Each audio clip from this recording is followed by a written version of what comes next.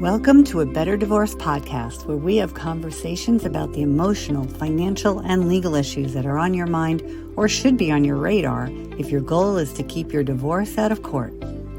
I'm collaborative divorce attorney and mediator Andrea Vacca, and I know that how you divorce matters to your long-term well-being. That's why it's my mission to help you have a better divorce with as little acrimony as possible, so that you can create the best life possible on the other side of your marriage. Hi, everyone. Today we have Leonard Gottlieb with us today on the Better Divorce podcast. Leonard's a licensed real estate broker. I think it's actually an associate real estate broker with Compass, where he leads a team of, is it 8 or 5, Leonard? 8.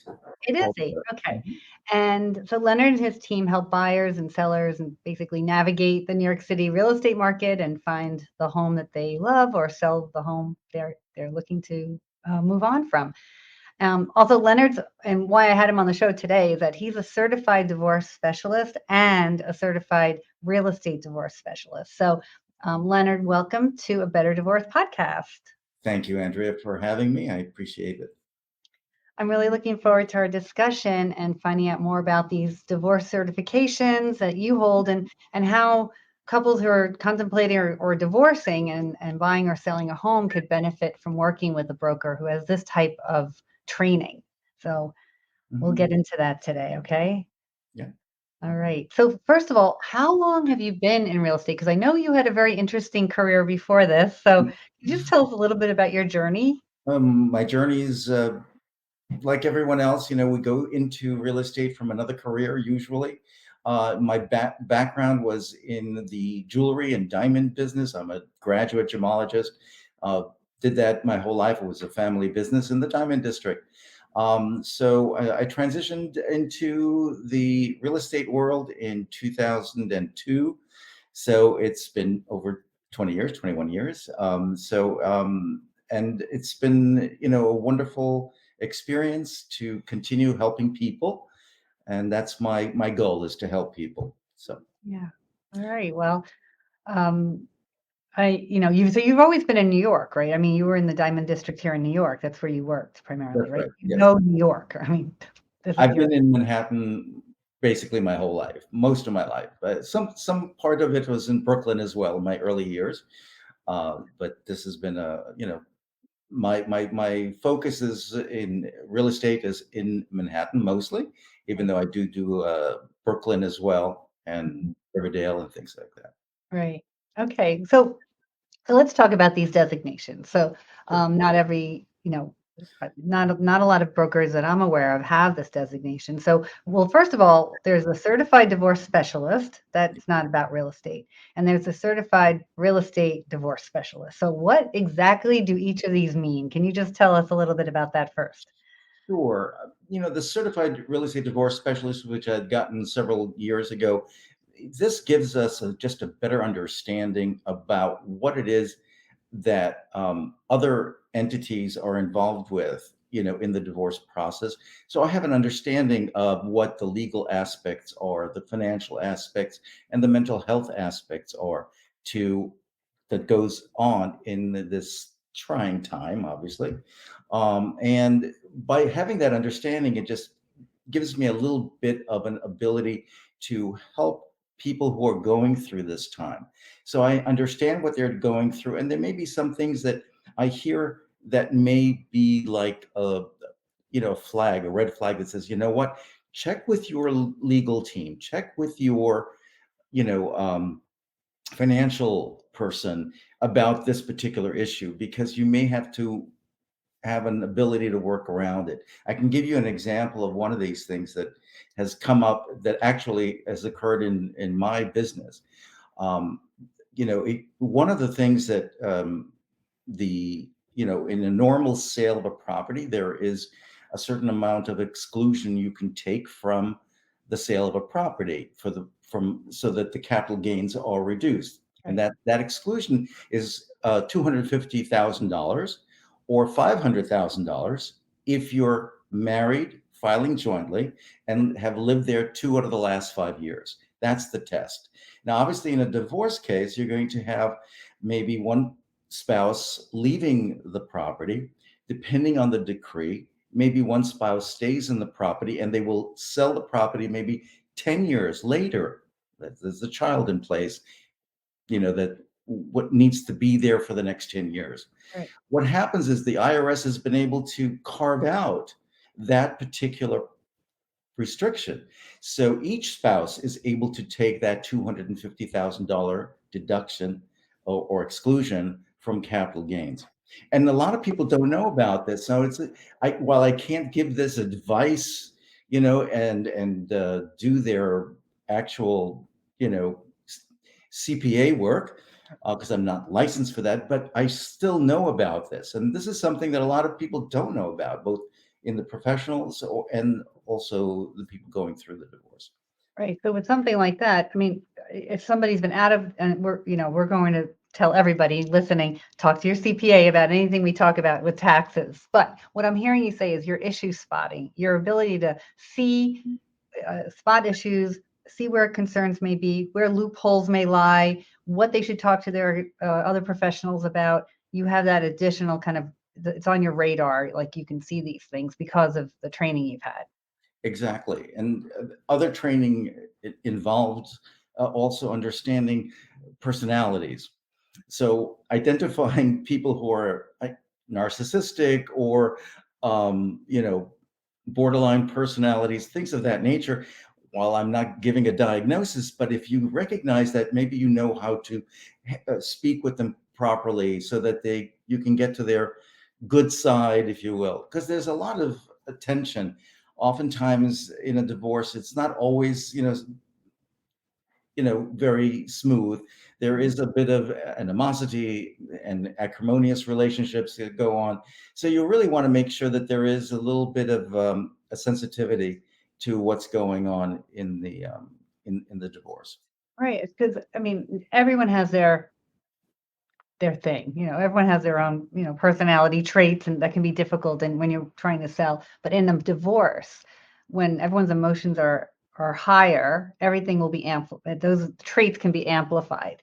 So if you're listening for certain trigger words that show maybe someone's a little more passive aggressive, or you have two different spouses where there's one who's in such denial really that this is even happening, and the other one who wants to speed it up, like just recognizing those dynamics, I'm sure that comes up a lot. It certainly does. And this is where, I may come in to assist perhaps the attorney involved, because when they're deciding on how to structure, if there is a marital home that needs to be sold, how to structure certain aspects that come up. For instance,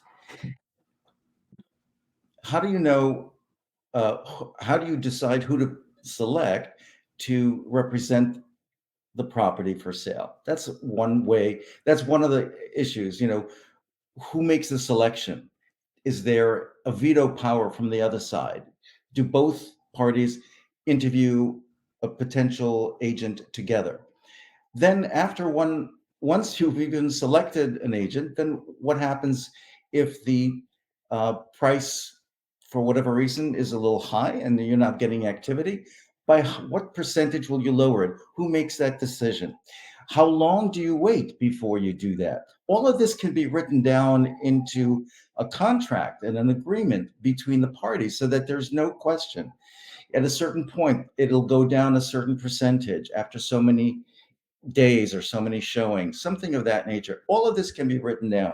And so you have to, be hands on with this. And this is where I can come in and help, because if I can give you some information as to what the market is like and what the activity is like, that'll help you as well structure the proper settlement agreement. Right. So what about the situation where a couple comes to you and they're ready to sell their home and list it for sale, and they're in the middle of the divorce? They don't have an agreement yet.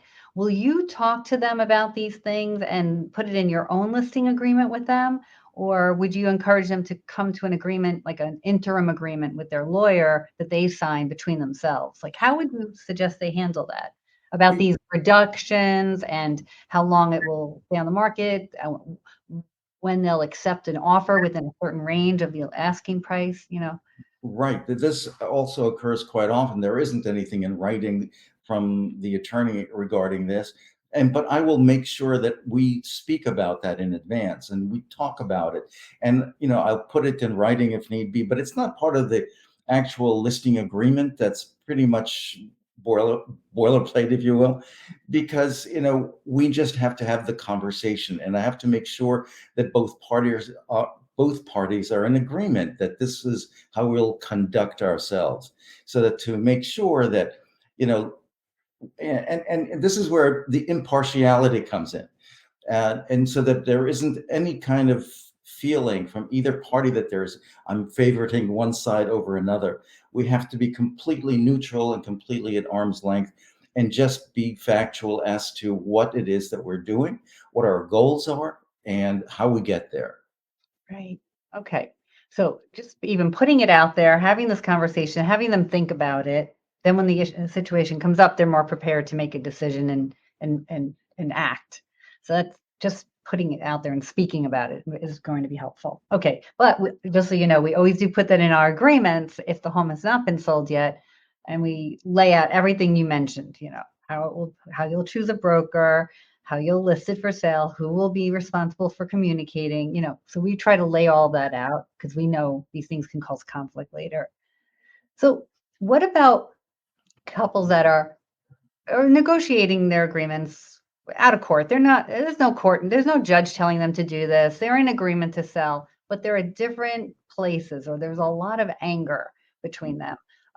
How do you handle that? Like, what do you do when you're dealing with really angry people and you need to sell their home and make it look as good as possible? And what do you do? How do you handle that? How have you been trained to handle that, given your certifications? Again, the sensitivity is really important, and being trying to remove the emotional aspect from the situation, and that really is really key here. And if I can just relate to them that, our what our goal is, all of our goal is in one direction, and how do we get there in the most efficient way possible, least harmful to either party. And sometimes you do get that animosity, and where one spouse is angrier than the other one wants to just be done with it, etc. I mean, I've had a situation one time where um, we had an offer, and it was a good offer. It's been on the market for a while. We have the offer. Um, but they don't, one spouse just did not want to take less than X amount. But in reality, the market speaks. This is what the correct price would be. Uh, and so what I did was I put together, one spouse was ready to move forward with it and the other was not. I put together a spreadsheet just to break down all the details, everything, including all the gross amount, the net amount, and what would happen if one party gives their portion that they would have gotten had they gotten the higher price. What if they put it into this column and allow now both spouses to be happy and whole and be done with it? And for a little bit of a difference, because if you really put it down on paper in a spreadsheet, you can point out that this is what you'll have as a net gain. And it worked out. They accepted an offer. They switched a little bit with how much money they were going to receive, which was okay. Both sides were happy, and the deal was concluded. So sometimes you just have to work, a little bit extra to really show them how this will work out for them to their advantage. What's a little bit extra? That's very relative term. So what was it in this situation? What was the home sale price, if you can recall, and what was the amount one person gave to the other to make it done? Right. It was interesting. It was about if I remember correctly, somewhere about $1.5 million for this property. So we're talking about, the difference may have been $20,000, let's say, in the negotiations. So if you really break it down, and don't forget that $20,000 difference then is split between two parties to $10,000 each. So all you have to do is take 5,000 from one and bring it to the other, and there you have it. Then they're happy. They're getting more money than they thought, and the other spouse is losing just a little bit. But they're really, at the end of the day, they're gaining their freedom and they're moving on with their lives. That's the whole point. That's the whole point behind this, is just Right. to move on. Exactly. So there's you and I worked on had a client together. And that was an interesting situation that you had to deal with as the broker. So Leonard was, I had referred a client to Leonard for the sale of his apartment, and he was married. And my client was no longer living in the home. And Leonard, do you want to say a little bit about what happened? That you had to deal with some very interesting situation there, and how you did that. Yeah, it was a very interesting situation, and indeed, the client was the owner of the property, because he, I believe, had uh, purchased that prior to marriage, et cetera. So that it changes the dynamics a little bit. But the the spouse was supposed to leave the premises. Locks had been changed, and I went to the building to start the whole process of doing the floor plan, getting it organized, getting it ready for sale. I get to the building. I tell the doorman I'm going. I have the key in my hand for the new lock, and I said, "Okay, I'm going up." And the doorman says, "Oh yes, she's upstairs." And I'm like, "No, no, no, it can't be, because I've got the key here, and the lock had been changed." Well, as it turned out, um, she basically broke into the apartment, went to the neighbor's apartment. There was an adjoining balcony, and climbed over and got into the apartment that was there the whole weekend. So You don't make these things up. we People, right. like, So we did not call the police. We right. called Andrea instead, to make sure that something could be done to make sure that she finally gets the message that she cannot be there, so that we can move forward with the sale of the property. And it was a difficult situation. A lot of cleaning up had to be done, a lot of staging, but it was done, and it sold, and everything was good at the end of the day. It sold really quickly, relatively, once you got it staged, as I recall, and he was very happy with the price. And yeah, and that was really fun. Yes, that was fun to have to deal with that one. Um, I haven't had anyone break into a home since then, so it Okay. doesn't happen all that often, I'll have to say. So, so let's talk about the market itself. We hear, I mean, one week it's the market is better than it was, and now it's contracting again. And I mean, you just can't keep up with what is actually happening out there. And so, how do you suggest buyers and sellers deal with the ups and downs of the market, and knowing what to do when? Like, how do you advise them? Indeed, there is great volatility in the market. Obviously, COVID had a lot to do with it. We had a certain time that there was no activity. We weren't even allowed to work for 3.5 months in 2020. Then the pent-up demand made 2021 a very, very busy time. Prices basically held steady. That being said, it is so you really have to look very, very granularly into every aspect, whether you're looking at a specific building um, and neighborhood. There's usually a trend within a neighborhood, whether it's going up or going down. I can tell you, just from my personal experience, that the activity has grown rapidly in the last couple of weeks. Hmm. So, in February, March, sorry, in January, February, we started to see this. We're getting into March, and I know that the spring season is going to be very, very strong. It really feels that way. But you can't, that old thinking of, oh, let's put it on a price that you have some wiggle room for, that is out the window. You have to price sharply. You cannot really go by, you know, by sales that had occurred, at the height of the market. You have to just know the market, what has sold, what the buyers are looking for, and you have to price accordingly. And you know very quickly whether or not you need to reduce a price or not. But there is still activity out there. Buyers are coming back strong in a strong way. So there's always going to be a little bit of a ups and downs in the marketplace, in any market. Um, but in the long run, the value is there, and you'll see that activity picks up. So we do have plenty of activity. There's a little bit of a slowdown in the a number of properties that are available. So we do have a little bit of a contraction in there, but that's also is seasonal as well, and that will change as well. Right. So in the spring, more people will list their homes for sale typically. Even in Manhattan, that happens too, right? Yes, that's correct. Like, in the suburbs, they often say that because you want it to look nicer in the spring, right? That's But true too. Manhattan apartments too. So what about, you really can't time the market, but when you're divorcing, time feels of the essence. So a lot of times people wait because they don't have an agreement yet. And then once they have an agreement, it's like go time, but one can feel very hesitant about, is this the right time?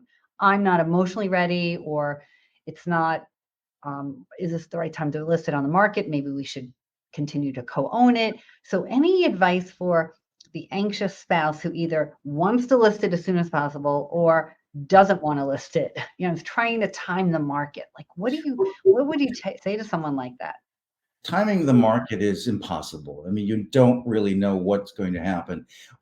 The most important thing I think to take into consideration is that even if, for instance, one spouse can buy out the other and keep the property, there's an emotional attachment to a property, a marital home. And oftentimes, even if one can afford to buy out the other, do you really want to be in a home that was the marital home? Sometimes it's best to just be done and again start with a fresh, clean slate. And that mentally it is empowering. I think that is a huge consideration for so many people. The marital home has to be dissolved, just like the marriage. And we move on and we have a new start in our lives in a new home. And I think that is critical thinking, to think that way. Because I do see, and typically, but not always, more often it's women. If it's a heterosexual couple, it'll be the female who wants to keep the home, has a little more of an attachment to it. Sometimes it's the male, and they'll jump through every hoop they can to do the buyout and get the mortgage and refinance or whatever it is. And everybody around them is telling them it might not be the best financial decision for you to have so much of your marital net worth in this home. But, Mhm. all you can do is advise somebody and give them the information, and then they have to make their own decision. Sometimes it's about, oh, my children can't move. I really don't want to make my children, move until they're a certain age. And so it's a choice that people are making. But I do see more often than not that a year, when I check in with my clients a year or two after, they might have some regrets that they kept the home. Mhm. I can And totally understand. Obviously, if there's a child in place, you don't want to disrupt the environment yeah, and everything else. That is a different situation to take into consideration. But certainly, those couples who are divorcing without a child, it's a different dynamic, and it really, I think, it's time for them both to move forward with their lives. That would be something that I would just think that it would be a second nature. Just move on. right, right. Yeah, even sometimes in apartments, like rental apartments, they don't want to move. And it's so many transitions. I get it. It's like one less thing to have to think about. But um, that's why we're here, so we can give them their options, and then, if they want to sell, we can help them with that. If they need to refinance, we help them with that, whatever it is. And on the other side, also, they're going to be needing help to find a place as well. So this is where, my expertise comes in as far as being able to look at their financials and also be involved with that so that I know what you will be able to afford going forward, because income has changed, assets have changed. Now we start with a fresh slate. Right. Well, and co-op boards, I mean, what do you see? I mean, this is a very New York thing, these co-op boards, but, you have, when someone is coming out of a divorce and hasn't had a lot of their own income, it's hard to buy a new apartment. Like, you probably Yes. have to avoid the co-ops at that point, right? It depends on the situation. Every building, every co-op building is going to be different with different rules and regulations, so they may look at things differently. That's number one. And every situation for every individual is going to be different, depending if they had work back, history of work and income. So all of that is what we take a look at, but yes, indeed, going into a co-op it involves not only a board interview and letters of reference, but also a certain amount of debt to income ratio that we have to look at. So we look at the whole picture before we move forward. So you look at all of that and you'll give advice on what kind of buildings they should be looking at, what neighborhoods, okay, yeah. Absolutely. I mean, well, yes. I mean, the neighborhoods and type of building and all of that, that's certainly up to the individual. But, we know what to look for as far as, this building is a little bit more friendly, if you will, to, maybe lower assets, but higher income and vice versa. All right. So Leonard, is there anything else that you want, I don't know, that you'd want people to know about divorce? I mean, my final question for you is, what is your one better divorce tip? So you can, do you have one for us? The better divorce tip is just to be on board with your obviously with your listing agent, to be able to communicate properly and let them know your goals, and do the right thing. I mean, that's critical. That's basically it. So know what your goals are and be able to communicate them clearly so you can work effectively and get the new home that you love. Is that Yes, basically it? absolutely. All right. Well, thanks so much, Leonard. So what is the best way for anyone to find you and to reach out to you? So I work, the brokerage that I'm with is with Compass. So it's easy enough to Google me, Leonard Gottlieb at Compass, and there I am. Okay. And that's my email as well, leonard.gottlieb@compass.com. Leonard.gottlieb@compass.com. All right. Well, thank you so much, Leonard, for being here. This has been another episode of A Better Divorce Podcast. Thank you for tuning in and watching, and we'll catch you on the next episode.